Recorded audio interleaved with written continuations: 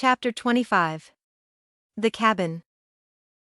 Staying overnight at a stranger's house was not something Sky made a habit of doing. Surprised and uneasy about it from the moment Dylan suggested it, she had almost rejected it out of hand. Sky glanced at Dylan before returning her eyes to the window. I don't know these men, and they scare me, more than a little if I'm honest about it. But Sky had tossed the idea around. On one hand, he was right. It could be, probably was, dangerous to be out after dark, and she was certain she didn't want to start her trip to Ohio now. On the other hand, the two men were strangers. Although, if they planned on hurting her or Jesse, they'd already had plenty of opportunities.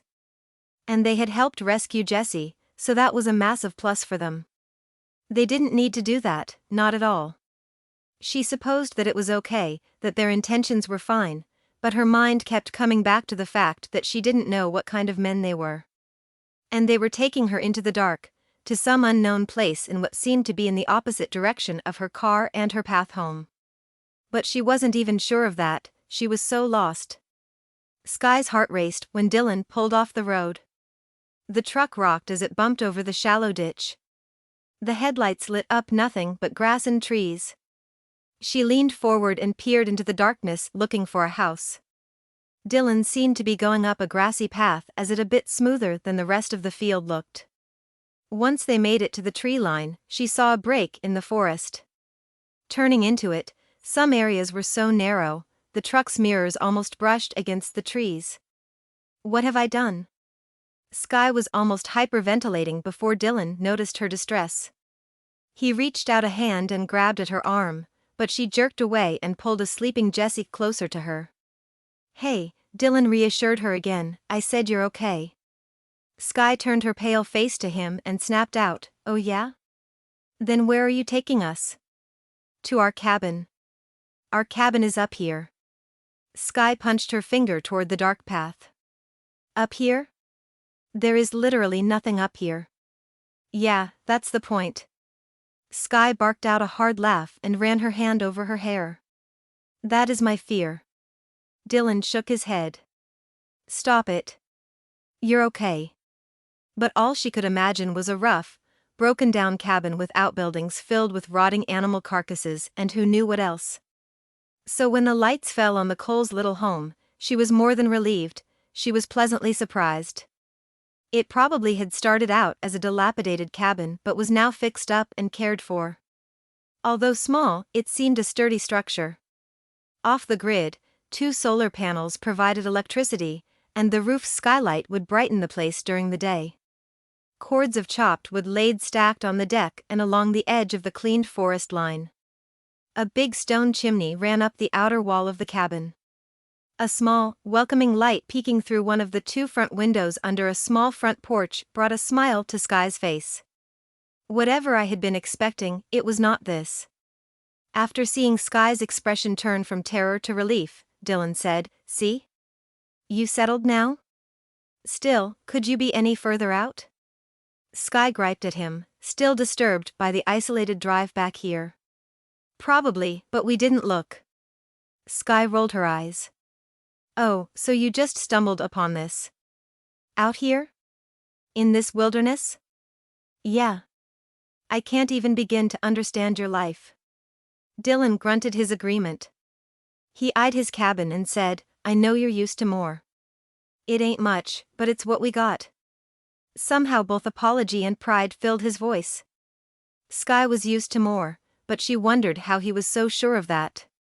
Her father was from this area and claimed he'd lived a simple life, but she'd seen no evidence of that.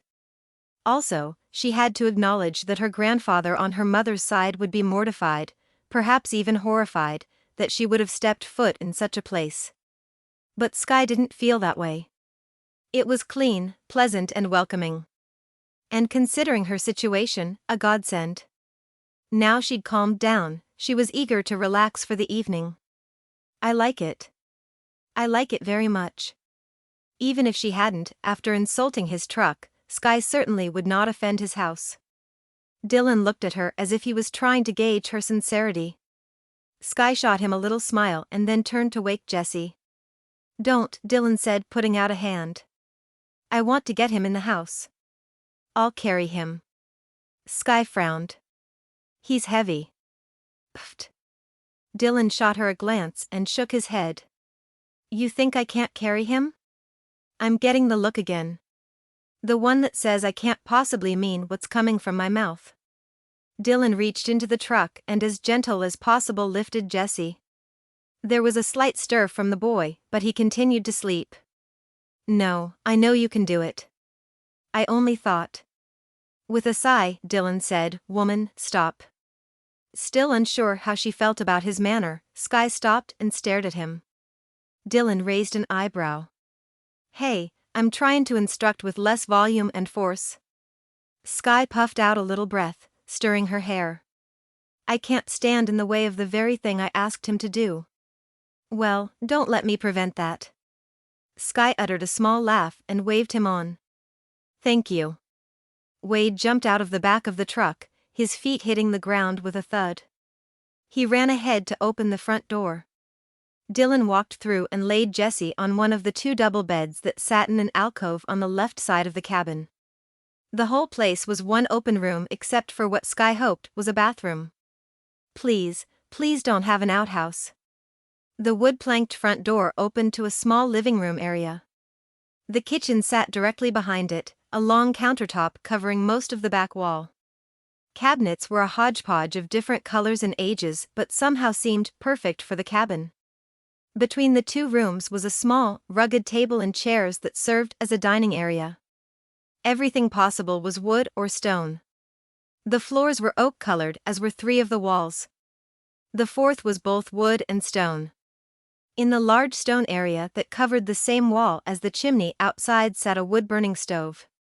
Definitely a man's space. Solid and steady, just like they seemed to be.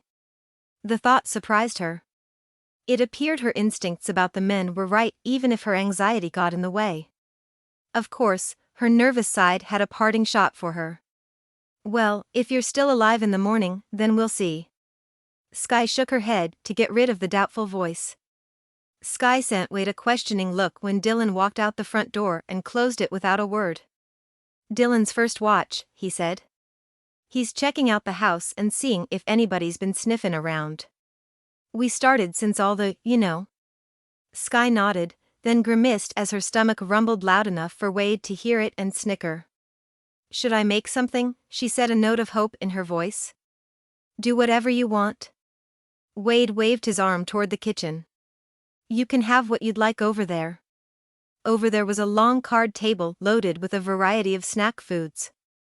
Sky walked over and sorted through the choices.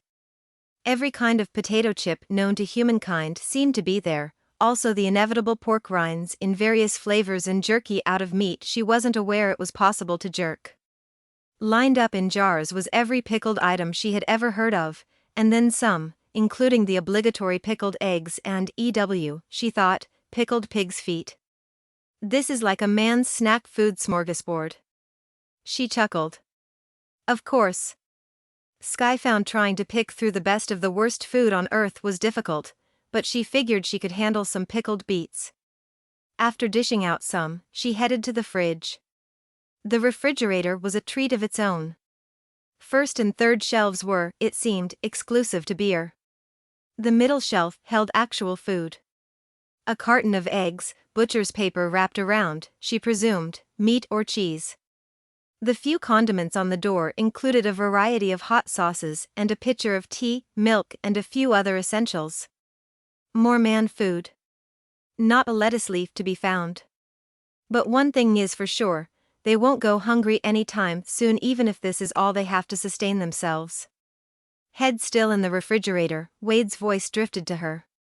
If I wasn't so dang tired, I wouldn't mind you cooking up that rabbit Dylan threw in there. What? Her word echoed on the white, cold walls. Sky picked at the butcher's paper until she could see the red muscled foot of a rabbit.